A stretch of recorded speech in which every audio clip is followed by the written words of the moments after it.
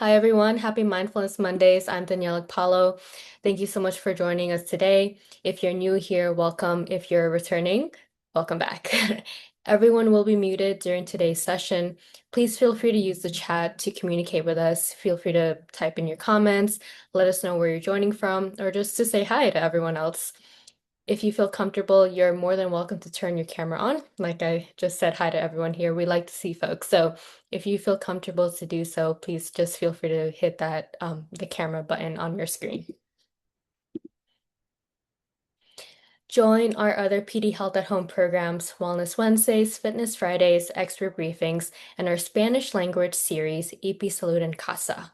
Our Wellness Wednesday this week is on our care partner conversations. So if there are any care partners joining us today, feel free to join that session this Wednesday. It's a session that's fully supported and guided by care partners of people with Parkinson's. So feel free to learn more and register by visiting parkinson.org/pdhealth. PD Health at Home is presented by the Light of Day Foundation, whose generosity has made this programming possible. Last but not least, I'm so excited to welcome back Dr. Taylor Rush from the Cleveland Clinic. Dr. Rush, thank you so much for guiding us through today's practice. Thank you, Danielle. It's good to see everyone today, and I hope it's as sunny in your neck of the woods as it is mine here in Cleveland. We take advantage of every sunny day we can possibly get. So I am soaking it in. So I hope wherever you are able to also experience some good weather today. So today, I was thinking about my topic for today and what I wanted to do with you guys. And, you know, last month I did a topic on the exhaustion associated with coping chronically, all of this invisible work surrounding adapting and adjusting and managing life with Parkinson's. And I saw such a resonating response from you guys on this topic. I realized that it must have hit home. And so I thought that we could branch off that topic a little bit today and and talk a bit about the pressure to be okay. Because I'm sure all of you can think of a time that you've told someone, "Oh, I'm doing okay," when they've asked how you're doing, when really perhaps the answer was a bit more complicated. I know I'm, guilty of that as well. And, maybe it's someone you run into at a social event or maybe even, the grocery store. And they're like, "Oh, how you doing?" It's like, "Oh, I'm all right." And it's not that you're trying to be dishonest, and maybe you were okay in the fact that you were there and conscious, but there's often a lot of things that we experience in any given moment that we don't always talk about. Maybe we're feeling exhausted or frustrated, or you had some disappointing news that you're still grappling with. Maybe there's worry about the future or grief associated with losses in your life or others. And in that moment, though, you say, "I'm okay," because it felt easier. Or maybe you didn't want to get all into it. And maybe you didn't want to burden the other person or bring them down. Or sometimes maybe you say it because you think you can convince yourself that perhaps it's actually true. So I want to talk a little bit about the difference between being okay and feeling okay, because they're not always necessarily the same thing. And a lot of times in my work with people who are living with Parkinson's, they're really quite skilled at not just managing their symptoms, but also other people's reactions to their symptoms. I have patients that will tell me that they often will find themselves reassuring their loved ones because they're more distressed about their symptoms than they are. And it's an effort to protect them. It may be a way for you to minimize the struggles that you're going through so that others aren't worried. And at the same time, while you're trying to be so empathic towards others, it can create a whole lot of pressure. And it's not necessarily the pressure to actually feel okay, but to appear okay. So staying positive and being strong and staying grateful. I have patients that have some very valid complaints about their life, about their symptoms, and then they'll follow it up very quickly. But I'm so lucky. I'm very fortunate. And it's almost like there has to be this counterbalance to it automatically because I have to at least show that I'm trying. I'm okay. So, I do believe that there is a place for hope. Hope is valuable. Optimism is valuable. To be grateful can be incredibly helpful and protective. Those things certainly have their place. But sometimes I think people begin to believe that acknowledging any difficulty somehow then means that they're being negative or weak or they're not coping well. And I think that that is just categorically false. And I think something that I end up talking to people about a lot is that, we live in an almost constant state of paradox. So you can be hopeful and scared at the same time. You can be grateful and grieving loss at the same time. You can be resilient, but also exhausted and doing your absolute best and still need support. At any given moment, we often have to hold multiple truths at the same time. And yet, many of us often feel this pressure to emphasize the positive side of the equation and only focus on what's going well. And that in and of itself becomes exhausting because those other things don't just disappear. They still require a great deal of energy and management. And I often will use the example of, you know, suppressing that is like trying to push a beach ball under the water. And you can do it for a period of time, but it takes a whole lot of energy and it gets harder the longer you do it. And emotions are the same way. We feel anxiety or sadness or frustration. We try to push them all away and not acknowledge them. It ends up taking up a whole lot more energy and equating to even more exhaustion. And I'm not saying that we then get bogged down in those negative emotions. It's just how can we acknowledge them clearly and with some honesty? And that, again, I think brings in the beauty of mindfulness because mindfulness is about being willing to see what's actually there with clarity, with compassion. And I think being able to acknowledge difficulty or pain is not the same thing as surrendering to it. And I think, acknowledging grief in that same way is not the same thing as losing hope. And so I think a lot of times there's a sense of acknowledgement and sometimes equanimity to some extent when we stop arguing with our own experience. And so, I'll hear patients often say, but I shouldn't feel this way. I'm feeling angry, but I shouldn't. Or, I'm upset or disappointed, but really everything's okay. And maybe instead being able to just be with some of those feelings and saying, this is what I feel right now. Because I think that there can be a lot of empowerment in that shift. And I think that is the space I want us to carve out today for our meditation practice. Okay. So we're not trying to fix things or push things away. We're not here to say, hey, I'm doing okay.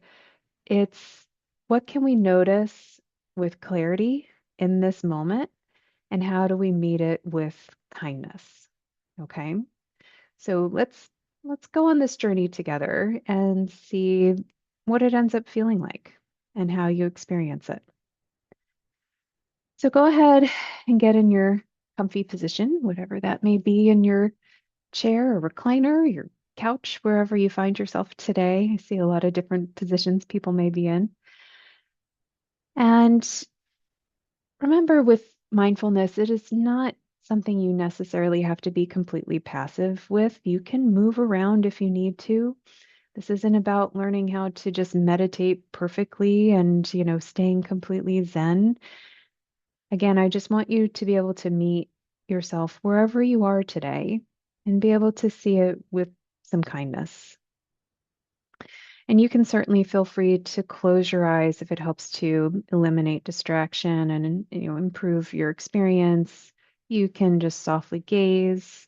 There's no wrong way of doing this. And I just want you to first, let's anchor with the breath. So taking a slow breath in and gently releasing your exhale. And doing this a few times over to get a sense of the rhythm of your breath, allowing it to bring your attention into this moment right here.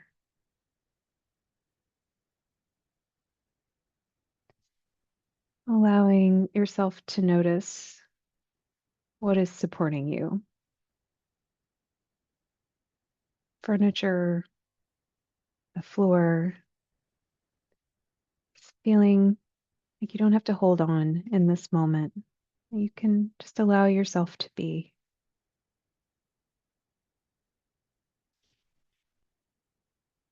And maybe even reminding yourself that for the next few minutes, I don't have to perform.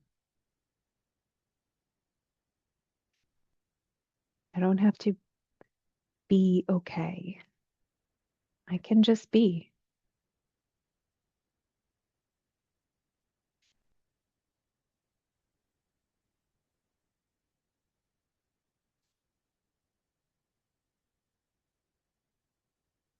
You continue to breathe. Consider gently bringing your attention inward and asking yourself, how am I really? This isn't a question of how you think you should be or how others may expect you to be or how you wish you felt, but simply, how am I right now?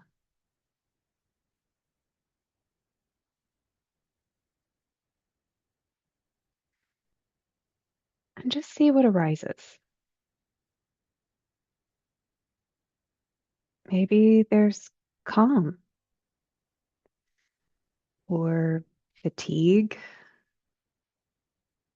maybe sadness or frustration,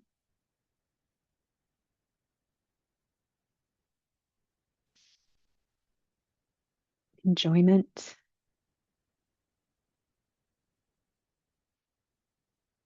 And more often than not, there's a couple of things going on at the same time. There's no one right answer. We're just noticing. And see what you can observe with what you notice, with curiosity.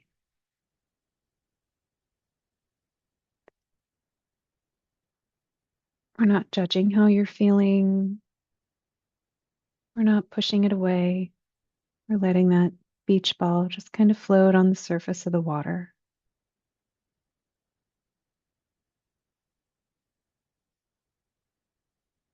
making room for whatever's there.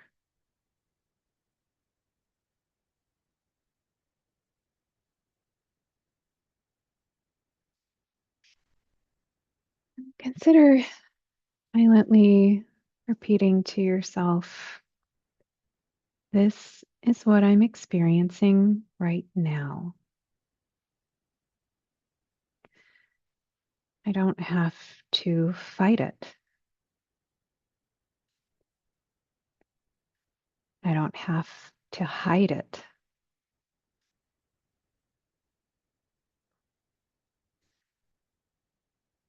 I can acknowledge what is here.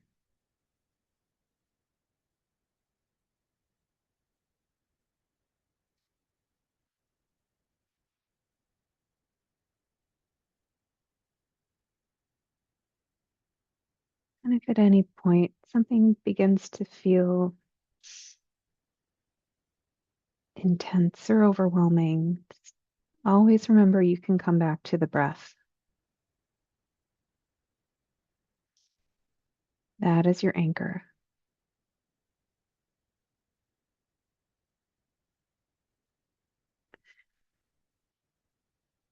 Now, briefly, I want you to imagine that someone you deeply care for is carrying what you are carrying right now. Same worries, the same fatigue, same struggles.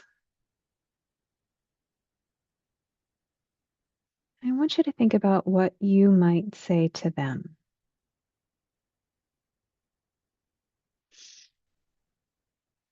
It could be something like, of course, this is hard. You're doing the best you can.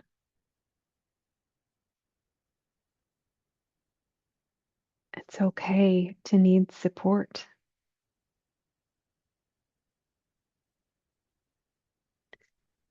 I really want you to see if you can offer some of those words to yourself,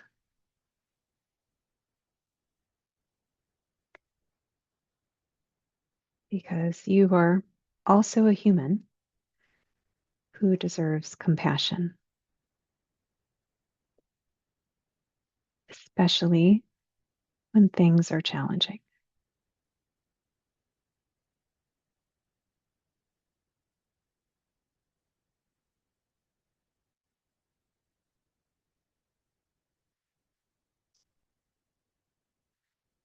Take a slightly more elongated breath here. Just checking in and making sure that you're still breathing in the midst of this. Sometimes when we become thoughtful, our breath starts to waver.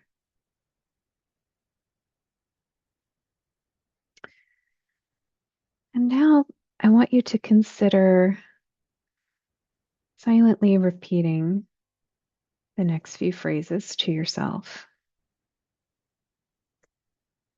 I can be hopeful and scared.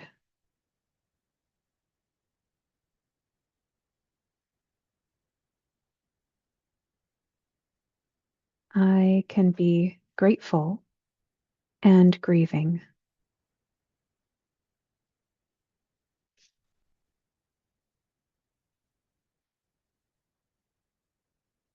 I can be resilient and tired.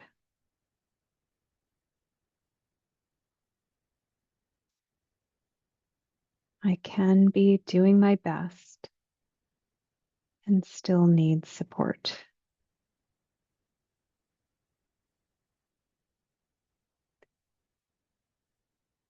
See how it feels to allow both truths to exist at the same time,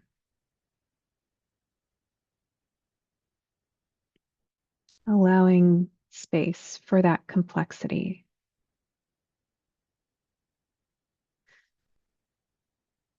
allowing your humanity to show.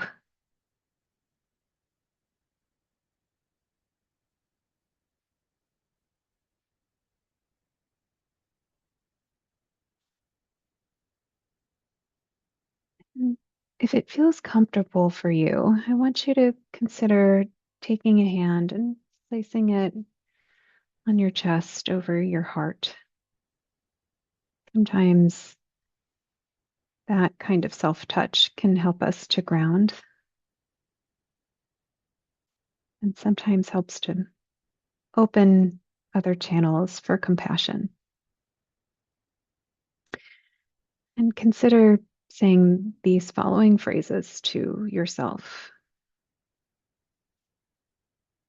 May I meet myself with honesty.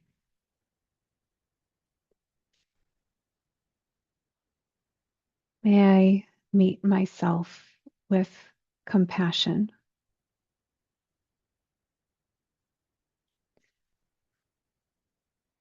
May I stop demanding that everything be okay.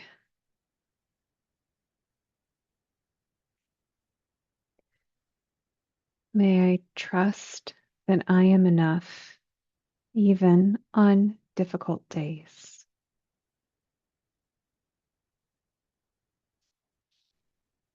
Take a few more intentionally deeper breaths, slower breaths here,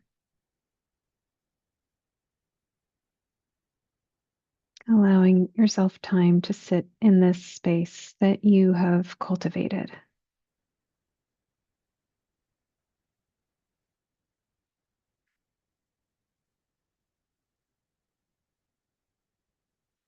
Recognizing you can always come back to these words later. You can always come back to a moment of compassion for what you're experiencing, as much of a mixed bag as that may be.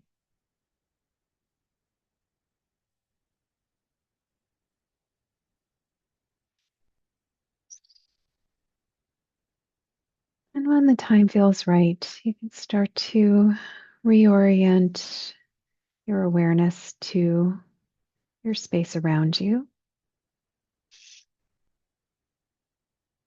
noticing sounds, observing the objects in your immediate space, maybe noticing your body,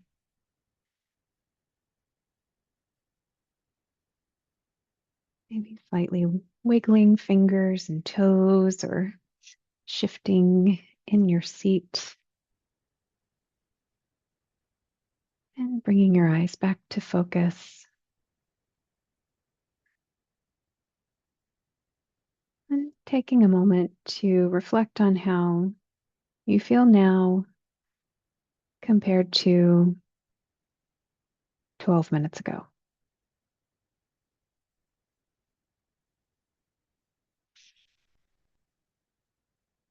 Each journey with mindfulness is always its own teaching moment. Learn something a little different each time. And I hope that today you recognize that part of the goal is to meet ourselves with honesty and compassion, whether everything is okay or not. And when we stop arguing with our experience and start listening to it, can often change the landscape of how we can manage things. So I hope that this can give you another tool for your ongoing toolbox. So with that, would love to hear people's comments. I think we may have some already. There we go. Okay. Someone said, thank you for focusing on non-dualism. Uh, very much it's wisdom in embracing this reality. Life is life is muddy. This is, I always tell people, as a psychologist especially, I work in shades of gray. There is very rarely a situation that is black and white. Everything is a shade of gray. And sometimes my neurology colleagues make fun of me, in a nice way, saying that it's never an easy answer with you. It's always, there's always contingencies, and it's because there is, life is always going to throw some interesting curveballs at us, and it's such a rich experience that involves a lot of different threads, and that's an image that I'll conjure for my patients a lot of times is that, each thread is just part of a larger tapestry. And some of the colors look like they don't really fit together, but when they all weave together, they create a greater gestalt. And so I think when we can understand that and give ourselves the space to acknowledge it and recognize it, it's never all any one thing. Sometimes it reduces that pressure to be okay. Someone said, thank you. I love the sense of simultaneously hopeful and scared. Yes, there's trying to remember the phrase. I think it's toxic optimism, that, oh, it's everything's going to be fine. It's all good. It's fine. And it reminds me of the cartoon, if you guys have ever seen, of the dog that's in like the room that's burning around and it's like, it's fine. Oh, everything's fine.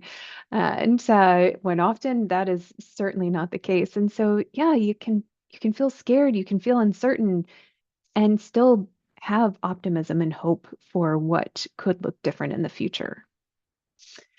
And someone said, I didn't realize the weight I was carrying, and now it is lifted. Wow, thank you for sharing that. Because I think, yeah, we don't recognize how heavy the weight is until we can put it down for a minute.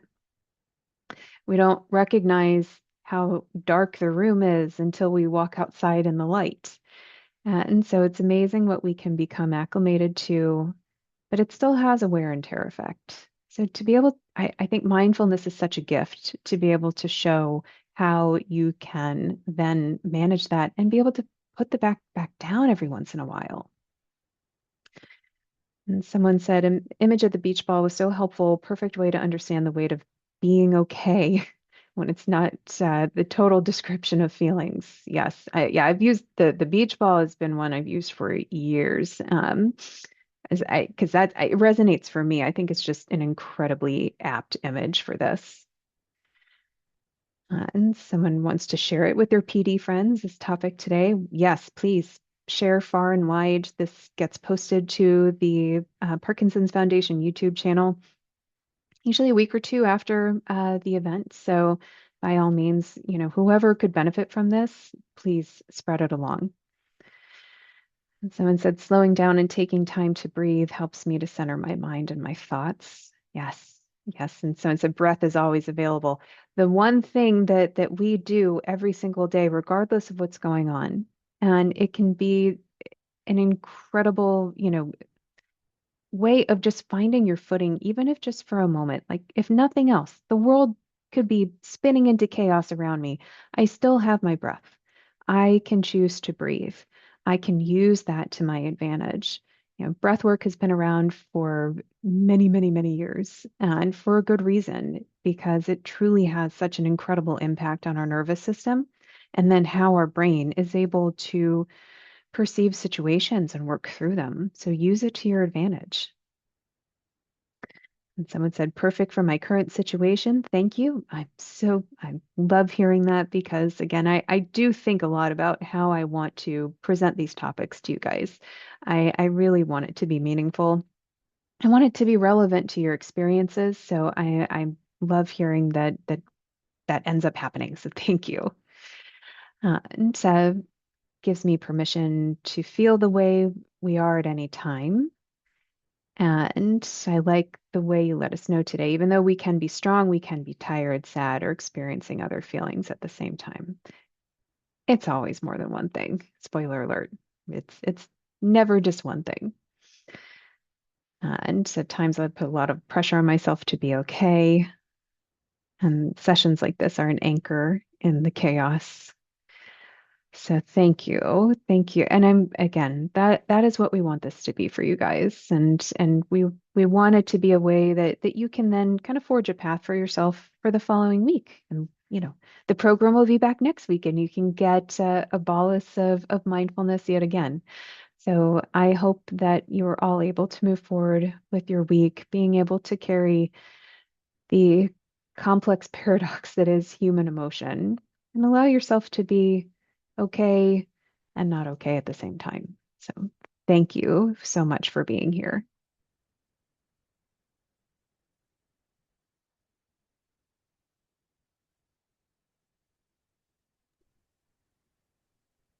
Thank you, Dr. Rush, and thank you everyone for joining us today. Like Dr. Rush mentioned, we recorded this and we will share this in a follow-up email. So we'll see everyone next week. I hope you all have an amazing day. Take care.